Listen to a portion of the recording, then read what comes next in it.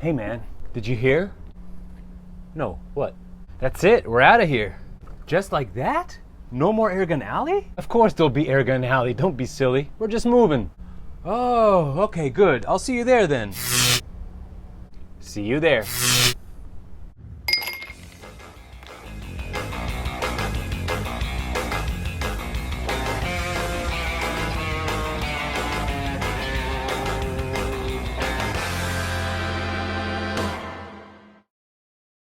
Good day, folks. Welcome back to my channel, and as always, thank you so much for watching. So this, my friends, will be the last video that I'll be filming in this alley, in the alley.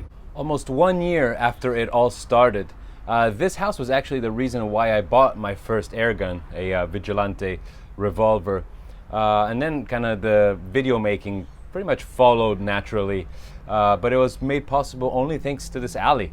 And it was just perfect. It was almost made on purpose.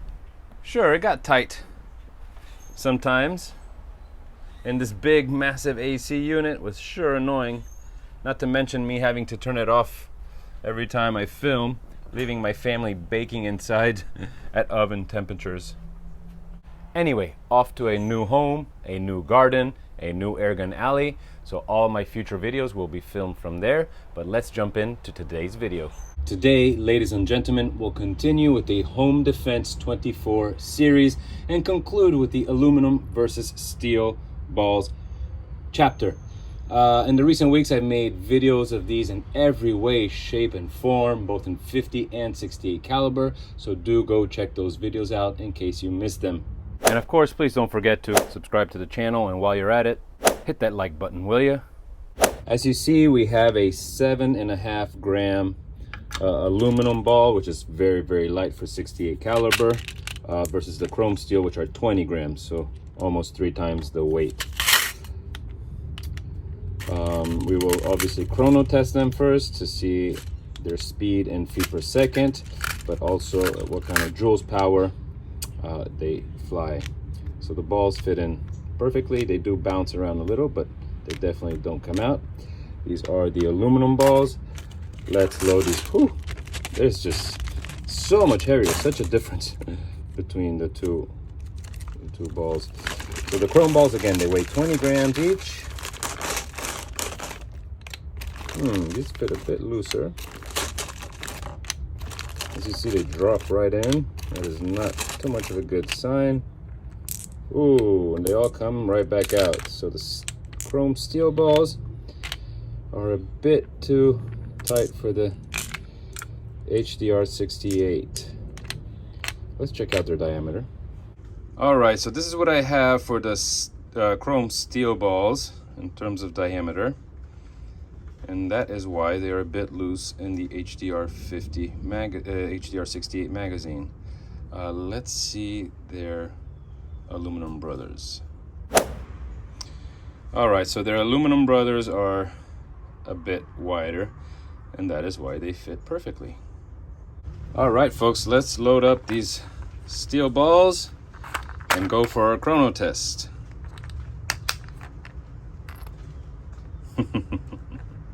And of course, today I'll be shooting my HDR 68, which has been brought up to its maximum potential of around 30 plus joules.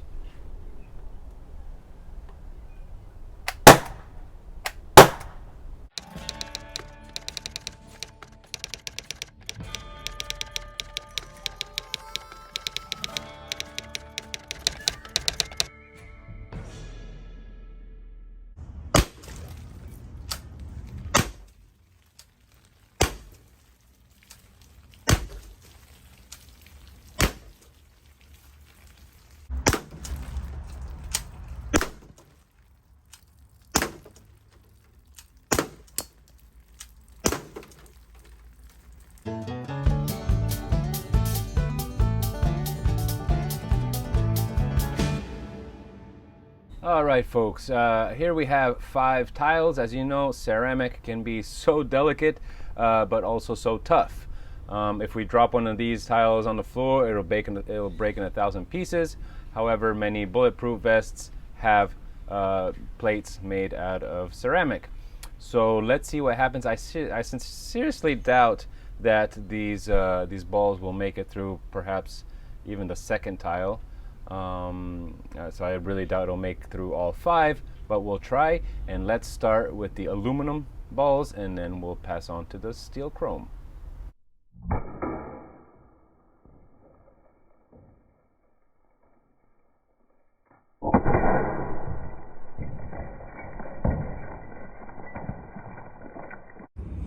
Okay, aluminum ball. As suspected, it only made a hole in the first tile.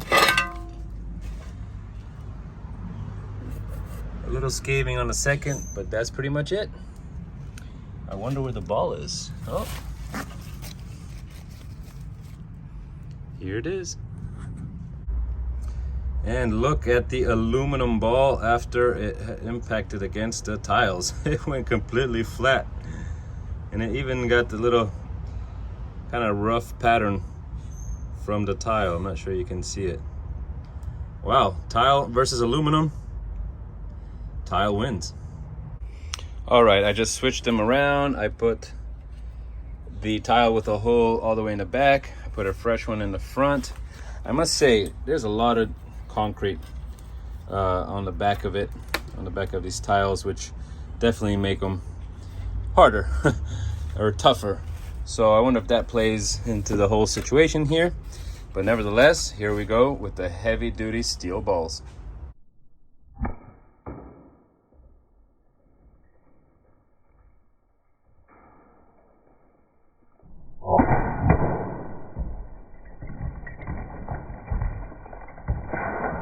Wow, and again, 20 grams of steel force against a thin little ceramic tile, and it only broke the first one. Did a nice crack all the way down, but that's it. In the slow-mo, we actually even see it bounce back, and I cannot find it anywhere. I looked and looked and looked.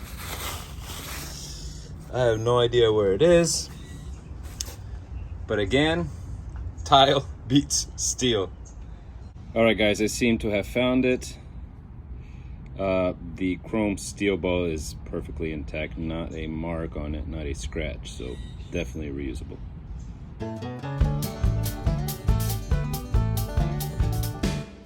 All right, guys, on a similar concept, we're gonna do the same thing with 3 pieces of drywall. We did the 50 caliber last week. And last week with the 50 caliber with the HDR 50 11 joules, the balls, both aluminum and steel, kind of only went through the first layer of fiberglass and of drywall. Some balls even got stuck, but did not go through the second layer. This time we have a lot more power, and we have bigger caliber.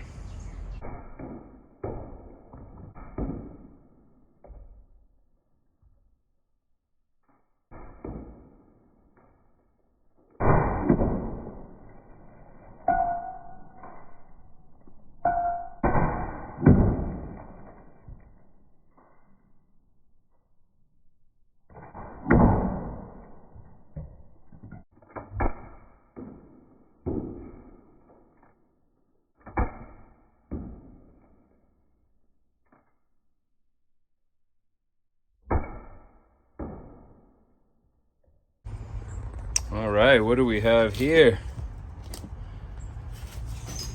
Wow, absolutely nothing. The first drywall obviously was obliterated. All the balls seem to have gone through, or most of them intact, but nothing through the second wall. All right, I really seriously doubt that the aluminum will do any better. All right, folks, last test.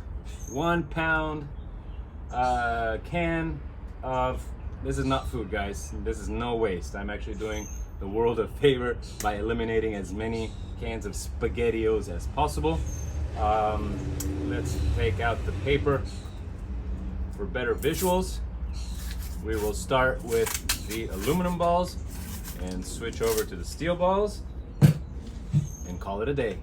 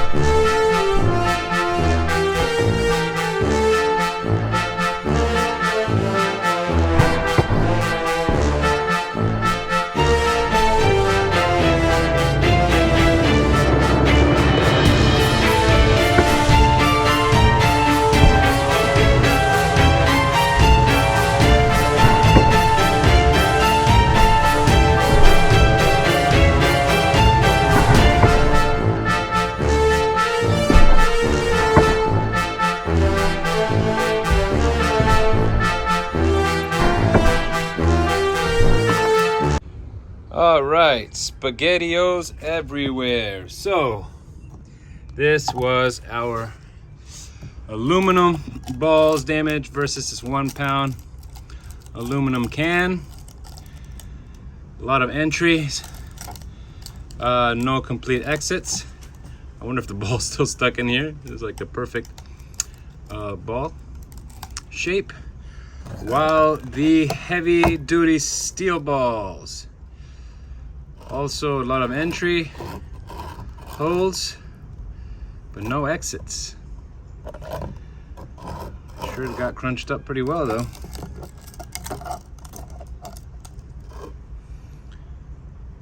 All right, folks, I have to say I'm quite happy to finally be done with all these metal balls, be they aluminum or steel.